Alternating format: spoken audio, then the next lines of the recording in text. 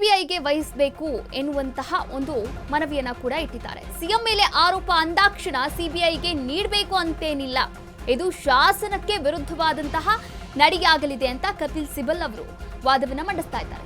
ಇನ್ನು ವರದಿಯನ್ನ ಆಧರಿಸಿ ನ್ಯಾಯಾಲಯವು ಸಿಬಿಐ ತನಿಖೆಗೆ ಆದೇಶ ಮಾಡಲಾಗದು, ಬೇಕಿದ್ರೆ ಮರು ತನಿಖೆಗೆ ಆದೇಶವನ್ನ ಮಾಡಬಹುದು. ಇನ್ನು ಸಿಬಲ್ ಅವರು ವಾದವನ್ನ ಮಾಡ್ತಾ ಇರುವಂತದ್ದು, ಇನ್ನು ಸಿಎಂ ವಿರುದ್ಧ ತನಿಖೆ ನಡೆಸಬೇಕು ಅನ್ನೋದಾದ್ರೆ ಲೋಕಾಯುಕ್ತಕ್ಕೆ ಅಧಿಕಾರ ಇದೆ, ಸ್ವಯಂ ಪ್ರೇರಿತವಾಗಿ ಹೈಕೋರ್ಟ್ ಸಿಬಿಐ ತನಿಖೆಗೆ ನೀಡಲಾಗದು.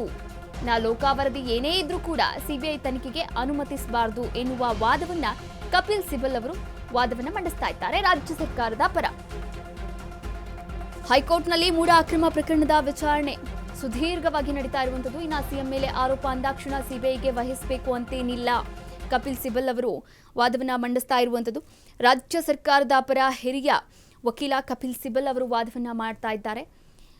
ಇನ್ನು ಡ್ರಗ್ಸ್ ಸೇರಿದಂತೆ ವಿಶೇಷ ಪ್ರಕರಣಗಳು ಏನಾದರೂ ಆಗಿತ್ತು ಅಂದರೆ, ಕ್ರಿಮಿನಲ್ಗೆ ಸಂಬಂಧಪಟ್ಟಂತಹ ವಿಚಾರಗಳು ಏನಾದರೂ ಇತ್ತು ಅಂದರೆ ಆ ಒಂದು ಪ್ರಕರಣಗಳನ್ನು ಸಿಬಿಐಗೆ ವಹಿಸಬಹುದು. ಆದರೆ ಈ ಒಂದು ಕಳಂಕಿತ ಅಧಿಕಾರಿಗಳಿಂದ ತನಿಖೆ ನಡೆಸಿದ್ರೆ ಸಿಬಿಐಗೆ ನೀಡಬಹುದಾಗಿದೆ. ರಾಜ್ಯ ಸರ್ಕಾರಕ್ಕೆ ತನಿಖೆಯಲ್ಲಿ ಏನಾಗಿದೆ ಅನ್ನೋದು ಅಂಕಿ ಅಂಶಗಳು ಗೊತ್ತಿಲ್ಲ ಎನ್ನುವಂತಹ ವಾದವನ್ನ ಇದೀಗ ಕಪಿಲ್ ಸಿಬಲ್ ಅವರು ಕೂಡ ವಾದವನ್ನ ಮಂಡನೆ ಮಾಡ್ತಾ ಇದ್ದಾರೆ. ಈ ಕುರಿತಂತೆ ಇನ್ನಷ್ಟು ಮಾಹಿತಿಯನ್ನ ನೀಡೋಕೆ ನಮ್ಮ ಪ್ರತಿನಿಧಿ ಹನುಮಂತ್ ದುರ್ಗ ದೂರವಾಣಿ ಸಂಪರ್ಕದಲ್ಲಿದ್ದಾರೆ. ಹನುಮಂತ್, ಇನ್ನ ಹೈಕೋರ್ಟ್ನಲ್ಲಿ ಮೂಡ ಅಕ್ರಮ ಪ್ರಕರಣದ ವಿಚಾರಣೆ ಕೂಡ ನಡೀತಾ ಇರುವಂತದ್ದು. ಇನ್ನ ಈ ವಿಚಾರಣೆಗೆ ಸಂಬಂಧಪಟ್ಟಂತೆ ಇನ್ನಷ್ಟು ಮಾಹಿತಿಯನ್ನ ನೀಡ್ತಾ ಹೋಗೋದಾದ್ರೆ ಹನುಮಂತ್ ದುರ್ಗದ್.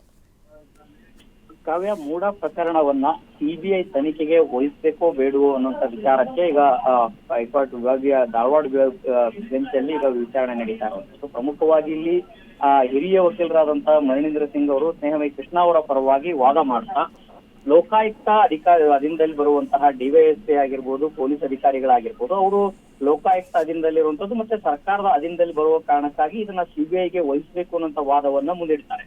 ಆದ್ರೆ ಸರ್ಕಾರದ ಪರವಾಗಿ ವಾದವನ್ನ ಮಾಡಿದಂತಹ ಹಿರಿಯ ವಕೀಲ ಕಪಿಲ್ ಸಿಬಲ್ ಅವರು ಲೋಕಾಯುಕ್ತ ಪೊಲೀಸರು ತನಿಖೆ ನಡೆಸುತ್ತಿದ್ದಾರೆ, ಡ್ರಗ್ ಹಗರಣ, ಚಿಟ್ ಫಂಡ್, ವೇಶ್ಯಾವಾಟಿಕೆ ಈ ರೀತಿಯ ವಿಶೇಷ ಪ್ರಕರಣಗಳನ್ನ ಸಂದರ್ಭದಲ್ಲಿ ತನಿಖೆಯನ್ನ ಕಳಂಕಿತ ಅಧಿಕಾರಿಗಳು ಏನಾದ್ರು ಇದ್ರೆ ಮಾತ್ರ ಸಿಬಿಐಗೆ ಕೊಡಬೇಕು. ಅದರ ಹೊರತುಪಡಿಸಿ ಈ ಒಂದು ಲೋಕಾಯುಕ್ತ ಕೊಟ್ಟಂತಹ ವರದಿಯಲ್ಲಿ ಏನಿದೆ, ಯಾವುದಿದೆ ಅನ್ನೋಂತ ಅದರ ವಾಸ್ತವಾಂಶ ಏನ ಅಂಶವಿದೆ ಮಾಹಿತಿ ಇನ್ನೂ ಕೂಡ ಯಾರಿಗೂ ಗೊತ್ತಿಲ್ಲ.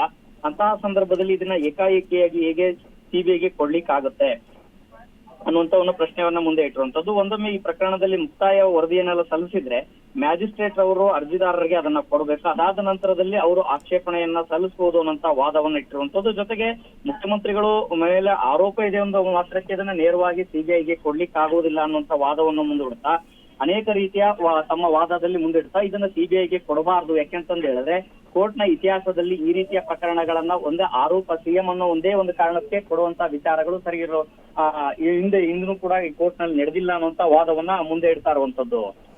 ಥ್ಯಾಂಕ್ ಯು ಹನುಮಂತ್ ದುರ್ಗತ್, ತಮ್ಮೆಲ್ಲ ಮಾಹಿತಿಗಾಗಿ ಧನ್ಯವಾದಗಳು.